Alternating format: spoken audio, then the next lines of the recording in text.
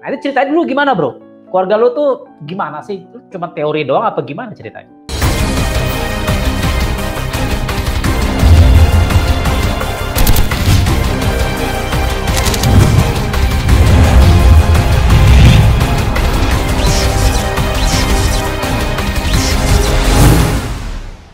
Kan ceritanya di profesi ini kan kecelakaan kan bro, jadi kan latar belakang pendidikan nggak ada hubungannya sama sekali sama topik pernikahan. Jadi kan kalau orang menikah, alhamdulillah akuntansi. Oh akuntansi, oke. Jadi di awal-awal pernikahan tuh kan semua orang punya impian, pengen pernikahan yang sakinah mawaddah warahmah. Nah, alhamdulillah 10 tahun pertama pernikahan gua tuh roller coaster neraka dunia kalau boleh dibilang gitu kan. Bodoh, udah roller coaster neraka dunia lagi, itu kurang lebih ceritanya gimana tuh bro? Iya, apa sih, udah nyaris bubar berapa kali gue sama istri gitu loh dalam membangun kehidupan pernikahan. Padahal kita berdua orang baik-baik loh, sumpah kita berdua orang baik-baik. Nggak ada yang aneh-aneh. Nah cuman kita juga bingung, ini ada dua orang baik-baik, kenapa kok pernikahannya malah kayak babak belur begini gitu kan? Nyangkutnya di mana sih sebenarnya kalau kita mau lihat? Ya inilah topik yang apa ya, kita obrolin berdua sama istri bolak-balik 7 tahun, 10 tahun pertama, kok nggak beres-beres ya gitu kan. Bahkan ujung-ujungnya apa ya, ujung-ujungnya jadi nyungsep di karir bro.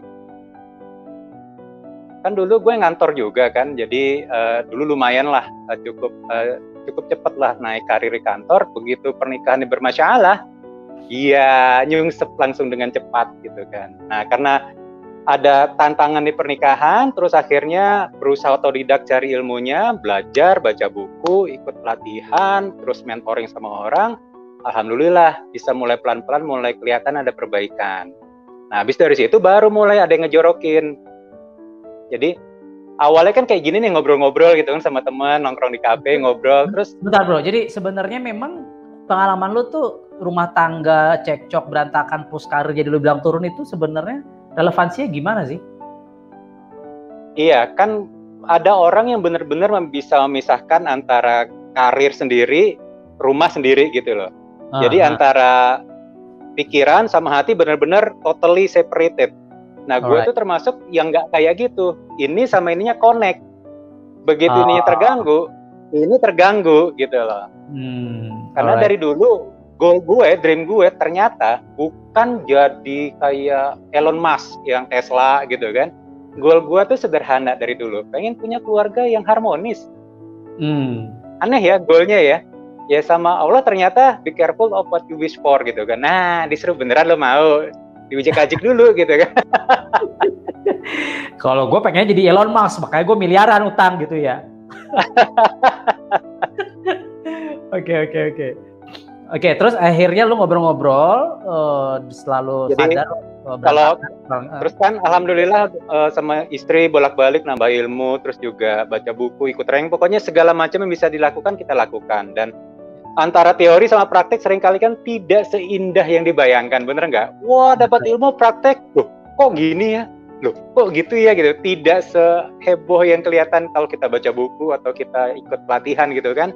Ya udah nyungsep-nyungsepnya kita itu yang membuat kita pelan-pelan, oh oke, ini ya ternyata. Jadi waktu itu kita malah pernah disidang bro sama keluarga. Kan karena kita bermasalah banget kan, terus sudah hampir bubar, terus disidang sama keluarga. Terus satu pertanyaan sama bokap gua kalau nggak salah waktu itu, masalah kalian apa? Dan you know what, gua nggak bisa jawab. Itu masalahnya. Karena kita nggak punya satu masalah besar, kita punya ribuan masalah kecil bro. Alright. Jadi pada saat gue berusaha jelasin masalah gue ke orang tua, nggak connect.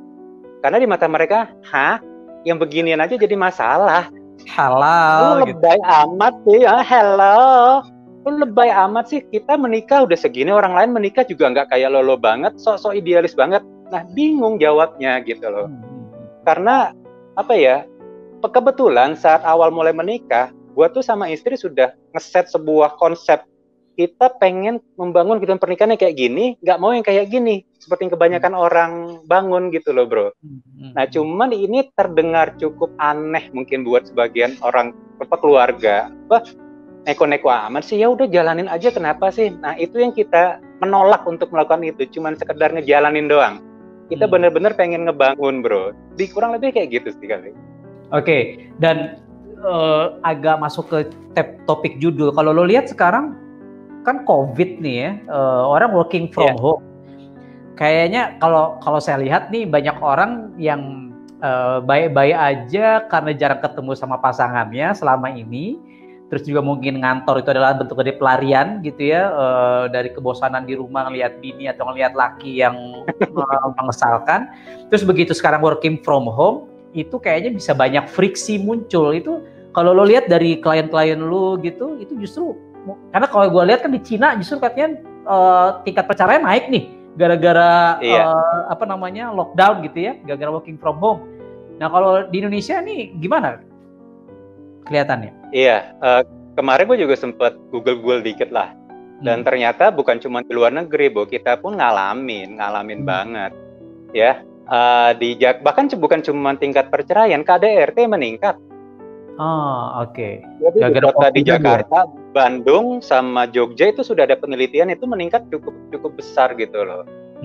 Jadi kalau kau bilang tadi, apakah COVID ini menyebabkan friksi? Gue ngeliatnya justru terbalik. Oke. Jadi COVID ini cuma memperjelas, mempertegas, memperkuat yang sudah ada sebelumnya. Oke, bom waktunya meledak sekarang nih. Apakah makin cinta atau makin Oke, masuk akal. Jadi COVID itu cuma panen apa yang sudah ditanam sebelumnya. Nah, banyak yang berpikir gara-gara COVID kita begini. Enggak, udah ada masalah. Semua selama ini ketutup sama kenyamanan finansial. Contoh salah satunya.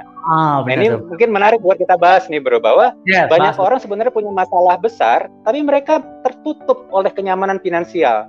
Nah, kan sekarang mulai terganggu nih beberapa keluarga kenyamanan finansialnya, bener nggak? Ada yang gajinya dipotong separuh, ada yang bisnisnya juga lagi goncang.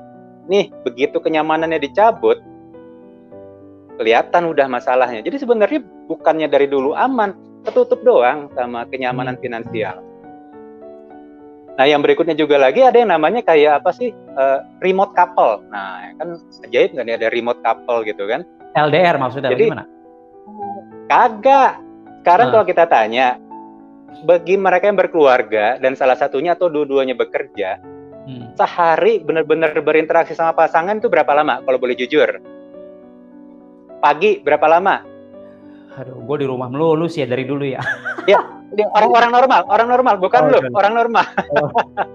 By the way, kalau lo jadi ini sih, jadi miring. Sip. Bentar. Itu tadi ada telepon masuk. Bunda, bilangin mama aku lagi online, nyokap gue telepon.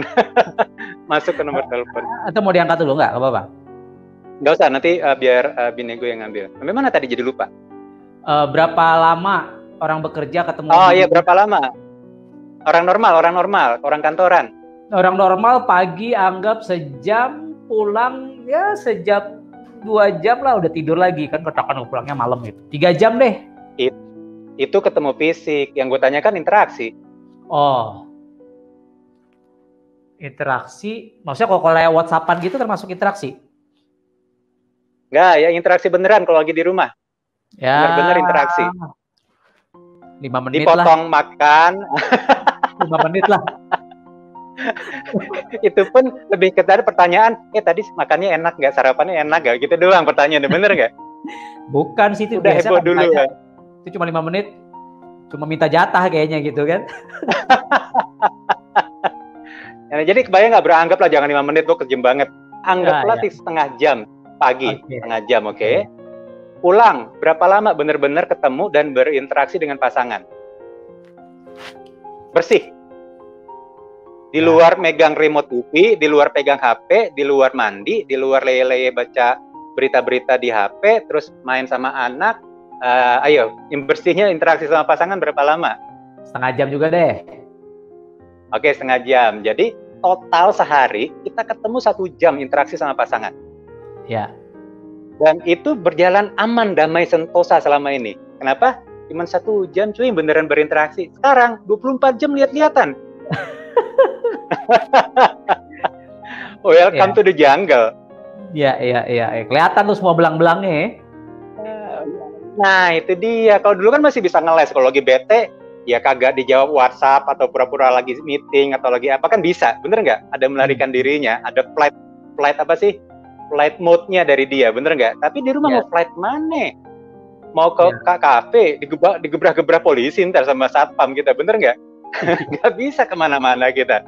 Jadi begitu kita COVID ini, kita dipaksa oleh keadaan untuk bisa 24 jam lihat-lihatan dan kelihatan semua yang dulunya nggak kelihatan. Contoh, bawaannya males, kelihatan. Kalau di kantor kan, kalau di kantor lagi males bisa ngarang. Pura-pura lagi ngetik, pura-pura lagi apa, di rumah nggak bisa kelihatan. Betul. Terus istilah kata lakinya nggak suka ngeliat dia malas atau sebaliknya lu jadi masalah gitu misalnya gitu kan? Iya kan ada juga namanya ekspektasi bro, kayak misalnya istri ini di rumah, begitu suaminya kerja di rumah, ekspektasinya apa? Oh bantuin dong handle anak, bener gak? Kalau anak mandi, kalau anak lagi rewel mau makan atau bersihin lagi dia BAB gitu kan, ekspektasi. Punya suami yang nggak punya pengalaman apapun gitu loh bro. Ya nggak punya pengalaman apapun untuk urusan apa sih handle anak, karena remote semua diserahkan sama istri sebelum tiba-tiba di-expect oleh istrinya melakukan itu, mati gaya. Begitu mati gaya, istrinya nyeletuk di rumah bukan dibantuin, wah cakep tuh. Ya ribut tuh jadinya ya benar-benar. Kan kalau ada orang suka bilang permasalahan finansial akan membuat kondisi goncang, belum tentu. Kalau memang lu sebelum terjadi goncangan finansial udah solid, begitu dapat goncangan, lu akan semakin solid bersama pasangan untuk bisa keluar dari kondisi itu. Jadi jangan menyalahkan kondisi finansial, itu cuma memperjelas, mempertegas, memperkuat apa yang sudah ada sebelumnya. Untuk kita identifikasi masalah, bro, kayaknya kan selama ini baik-baik aja, itu gimana caranya? Supaya kita tahu nih, dan kita sadar, dan kita belajar, dan kita melakukan apa yang nanti lu sampaikan gitu. Ya. Contoh paling gampang, coba cek kualitas komunikasi kita sama pasangan selama ini ada di level mana. Apakah ada di level deep communication atau ada di level chit chat? Nah, itu gimana tuh maksud praktisnya bro? Chit chat itu seperti apa? Deep itu kayak apa? Oke, kalau chit chat itu nanya, kamu pulang jam berapa? Nanti mau makan apa? Terus apa lagi? Mau beli apa? Mau nitip apa? Itu chit chat bro. Oke. Terus sama juga ngebahas tentang tadi anak kita makan ini, itu chit chat banget semuanya. Oke, kalau bahasa anak sekarang tuh bahasa basi, ya. Ujung-ujungnya basi kan ya kayak gitu, benar nggak? Oke. Nah, kalau kita bicara deep communication adalah kita bisa tanya apa yang dia rasakan. Itu sebuah ciri-ciri banget gitu loh bro, bahwa kalau kita bisa nanya apa yang dia rasakan dan dia bersedia menjawab, itu udah mulai ada namanya level komunikasi yang cukup dalam, cukup deep.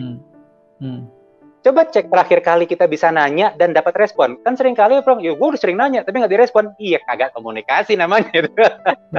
Karena kalau komunikasi itu kan nantinya pesannya nyampe, bener nggak? Banyak orang bro, ini kalau konsultasi ke gue bilang, Pak saya ini udah sering mengkomunikasikan apa yang saya mau.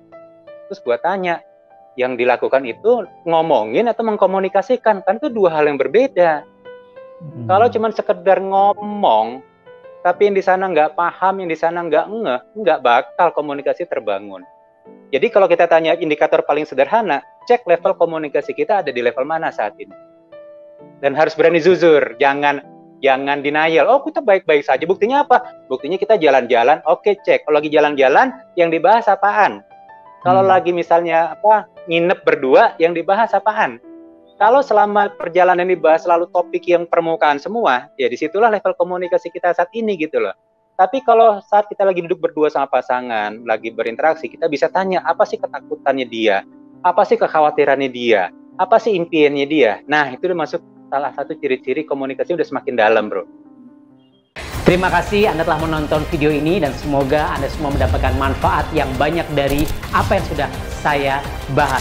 Jangan lupa subscribe, like, comment, and share. Dan aktifkan tanda notifikasinya agar setiap video yang saya buat Anda bisa nonton terus. Dan kalau Anda punya pertanyaan, tulis di kolom komen. Insya Allah saya akan jawab dan bisa jadi saya akan buatkan video khusus untuk menjawab pertanyaan Anda. Sampai jumpa di video berikutnya. Live once, live amazing.